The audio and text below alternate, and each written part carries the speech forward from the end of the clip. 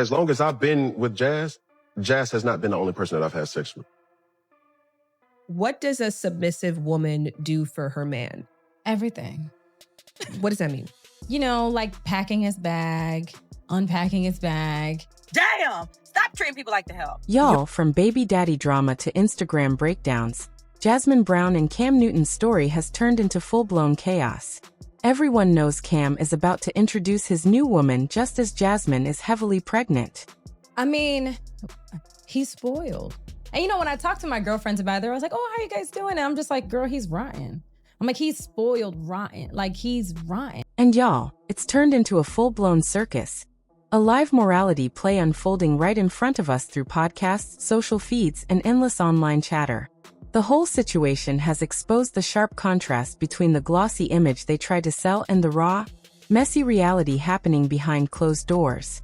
Honestly, it feels like watching a woman publicly surrender to a man whose track record already screams trouble, all while believing she's somehow different from the rest. Even a psychologist on his own show once warned him that he's destined to keep building broken families. But you will, and I say this with all respect and love, what I'm about to say next, okay, Cam? But you will selfishly create broken families. But in case you missed how this whole chaos started, let's run it back real quick. The latest chapter in this messy saga began with a raw Instagram post from Jasmin Brown that stopped everyone in their tracks. In a rare moment of brutal honesty, she admitted she'd be terrified to have a son with Cam Newton, writing, "If God gave me a son, I'd be so nervous because I feel like I subconsciously raised him to be a man I could only dream of but never experienced. And that's traumatic." Naturally, people didn't see it as some random passing thought. It read like a direct shot at her own relationship. Here's where it really hit. This is coming from a woman pregnant with her second child by Cam, his 9th child overall. For her to say that out loud felt like a confession of deep dissatisfaction, a wound she chose to reveal publicly. She admitted she was low-key heartbroken, realizing that the man she's building a family with is not the kind of man she'd ever want her son to grow up to become. That paradox, especially from someone who has defended Cam so fiercely in the past, is exactly what makes this whole story sting so much harder. And if you know Cam's history with women, then you already know where this is heading. He's always been oddly open, almost too open, about his complicated and often contradictory takes on love, family, and commitment. As he once admitted, "As long as I've been with Jazz, Jazz has not been the only person that I've had sex with." Let's not forget, he was locked in for years with his ex, Kia Proctor. They built a whole family together, had 4 kids, and still, he never put a ring on it. Eventually, common sense struck Kia, and she packed up and left faster than she came in.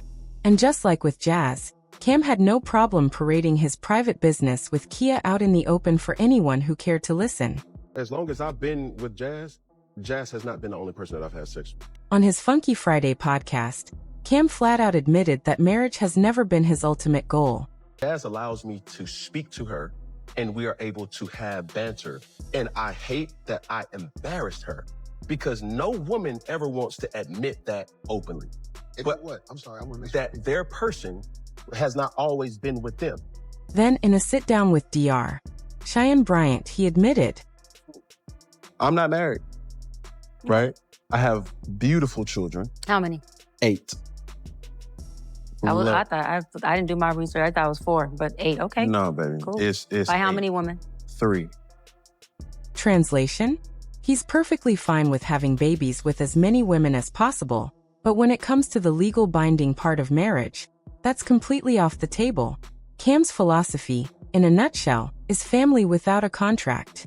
But where things really started to rub people the wrong way was after his split with Kia. Instead of quietly co-parenting, Cam dragged everything into court, suing her for paternity and custody, and then, in one of the pettiest moves anyone had ever seen, filing a lawsuit demanding back the Bentley he had once gifted her. But here's the thing, it was never really about a Bentley. Sources close to the situation called it exactly what it was: a passive-aggressive power play meant to intimidate Kia into accepting his version of normal, no matter how chaotic it was. That lawsuit, paired with his own words, made it crystal clear. Cam loves to brand himself as a family man, a so-called super dad. Yet his actions don't always line up with that polished image. And the public definitely noticed, because nothing screams contradiction louder than preaching fatherhood goals, while suing the mother of your 4 children over a car you willingly gave her. And this is the kicker. I want more. Now, By multiple women? What's the intent I of just this want or by God your to bring wife? her. I just want God to bring her. Oh, okay. And you have, so you just... Because my point is this. My desire to get married is lower than my fear of divorce. So, as you had said, Dr. Brian, you said it, I didn't say it, I will agree.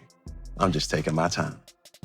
But here's the thing about Cam. He's always held very traditional views on women, and it's been one of the biggest talking points tied to his public image. Many people have called him out for those old-school, borderline patriarchal beliefs. Yet that's exactly what he continues to build his identity around on his own podcast. At one point, he laid it out plain. To him, a so-called boss bae isn't defined by career success or financial independence. No. I grew up in a 3-parent household, my mom, my father, and my grandmother. And I knew what a woman was, not a bad bitch. Okay, what's the difference? A woman. Yeah, in Cam's book, a woman who can't cook, stay quiet, and let a man lead doesn't fit the part. Naturally, the internet came down on him hard for those sentiments. But if you know Cam, you know he's never once taken back his words. He probably wasn't even bothered, since most of the backlash came from women who, in his opinion, are supposed to submit and fall in line. A woman for me is handling your own, but knowing how to cater to a man's needs. But here's the part that really makes people stop and shake their heads. The irony of it all. This is coming from a man who, as a licensed psychologist on his own show bluntly pointed out, is selectively choosing where he wants to be active.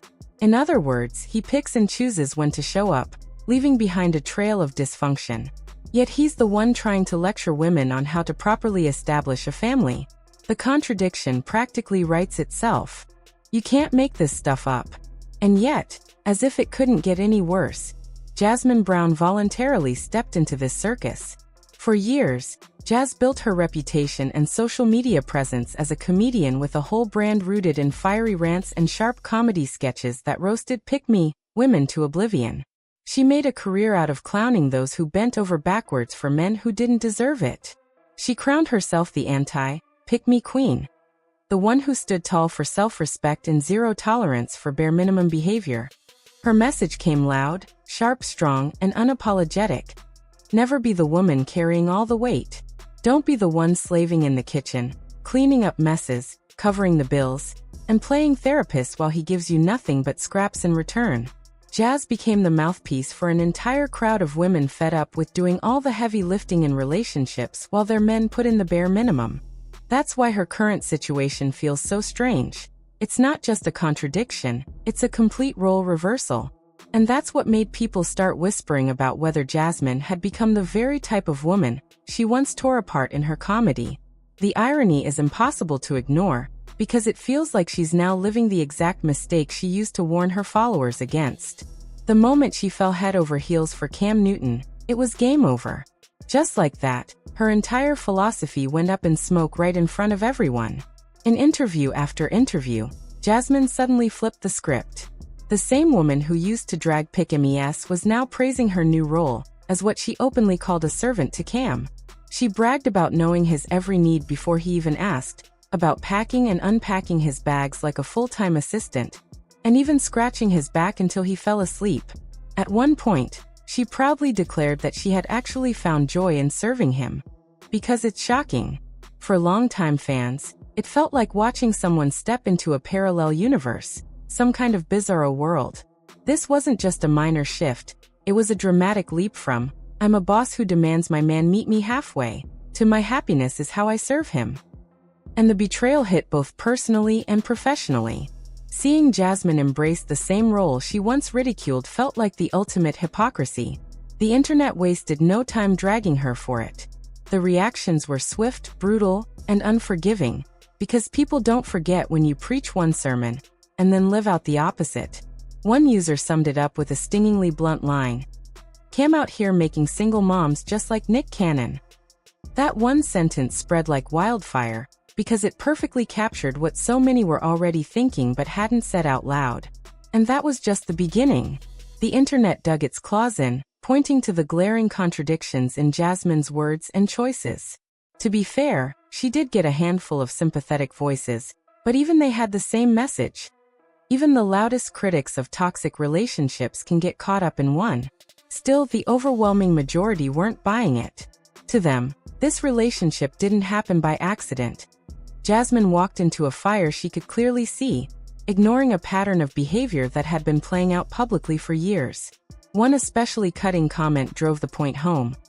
Cam is weird, and the women that deal with him have something going on with them as well.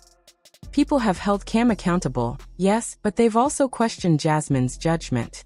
At some point, she's going to have to reckon with the fact that she's been a participant in her own downfall. And the bottom line?